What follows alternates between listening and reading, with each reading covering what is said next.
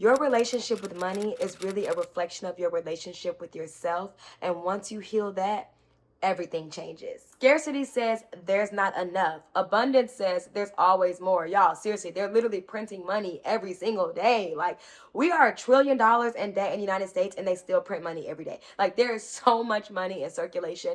There is so much money to go around. You are just literally one of the 9 billion people on this planet. Trust me, they have enough for you too. Can I be honest with y'all? For years, I thought that money hated me. I felt guilty for spending it, ashamed for asking for it, and terrified that I'll never have enough of it. You don't attract money by hustling harder. You attract it by knowing that you're worthy of it. Hey guys, welcome back to my channel. My name is Jessyka Banks, and if you've never seen my face before, then hey, I'm Jessyka Banks. So nice to have you. Come on in, get comfy, grab a bev, and let's talk. So here we talk about everything from femininity, productivity, lifestyle, and today, money. More specifically, healing your relationship to money and self-worth. So if you're into all of that, don't forget to subscribe and join the tribe because we would love to have you. So let's get into it. I grew up in a typical Black household, right? And I heard all the time, money doesn't grow on trees, okay? And so I really think that shaped the relationship that I had with money and worth. It made me feel guilty for wanting luxury or wanting more, but today I'm going to talk about how I healed that feeling and how you can heal yours too. So first, let's talk about where the money wound come from, okay? And it comes from a lot of places. You may have heard from your family narratives like money doesn't grow on trees, or do you have McDonald's money? Okay. You may have even heard from a religious lens like money is the root of all evil, or, you know, it's easier for a camel to go through the eye of a needle than a rich man to get into heaven, right? These are narratives that we have heard our whole lives. But money itself is actually neutral. It's just a tool that we use to get the resources that we need in life. The story you attach to that money, that's what needs healing. Next, I want to talk about linking money to your self-worth. A lot of us feel like we have to earn love or prove value before we're worthy of wealth. And what this looks like is undercharging for a service that you provide, settling for less, not asking for a raise from a job that you know you deserve one in. All of these things, but all it takes is a mindset shift. I want you to remember this. Money responds to the energy of worthiness. When you believe you're enough, opportunities start to open for you. Next, I want to talk about reframing your mindset on spending. So reframing what you think about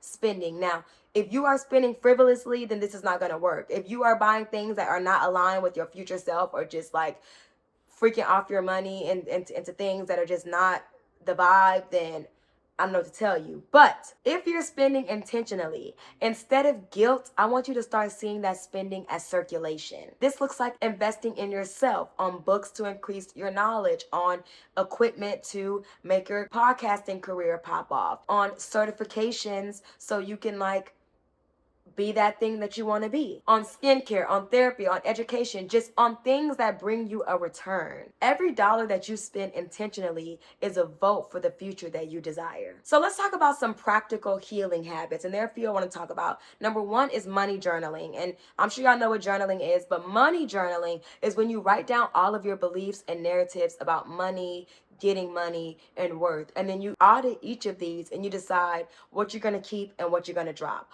Also, give yourself permission to drop some of these limiting beliefs. Just because you've been believing them for decades, don't mean that you have to believe them for the decades to come. Also, give yourself money affirmations. So say things like, money flows to me easily and abundantly. I deserve wealth. I create wealth. I am worthy of overflow. I am safe to hold wealth. Remember, guys, your subconscious cannot differentiate between reality and delusion, right? It simply believes what you continue to tell it, and that's why affirmations work. You start to shift your subconscious. So do your affirmations. Also, create a budget that feels like freedom, not punishment. One of my favorite budgeting hacks is the 50-30-20 rule. And this basically means that 50% of your income, your monthly income, should go to bills, and your bills should not exceed over 50% of your monthly income. If they do, either make more money or you need to figure something else out with your bills. Then 20% goes to your savings account, right? This should be an interest-bearing account where your money is working for you. So let 20% of your income go straight there. And then 30% is what I call the princess account or the personal account.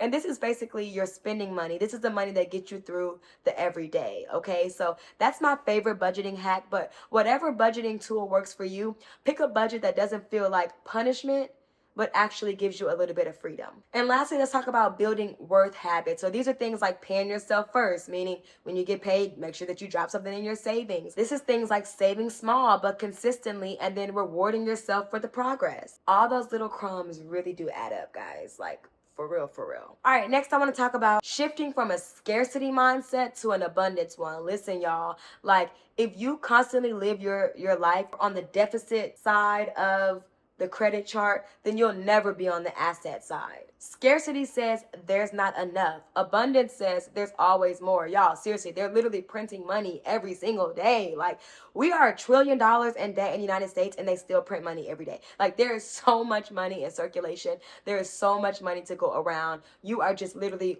one of the 9 billion people on this planet. Trust me, they have enough for you too. When you live in an overflow energy, you naturally attract overflow results. Write that down. That's a good one. That's a gem. I'm dropping gems. No, but for real, that's a good one. Seriously. All right, guys, that's all I have for you. I hope that you really enjoyed this video. Remember, guys, money does not heal you. You heal your relationship with money. When you stop tying your worth to how much money is in your account and you start embodying an abundant mindset, money starts to feel safe to flow to you naturally. You can't grab all the new blessings if you're holding on to the ones you have now tighter than ever, right? Like, let things flow naturally in and out of your life. So if you like this video, of course, don't forget to like and subscribe. Also, comment down below, what is the #1 money narrative that you are trying to unlearn?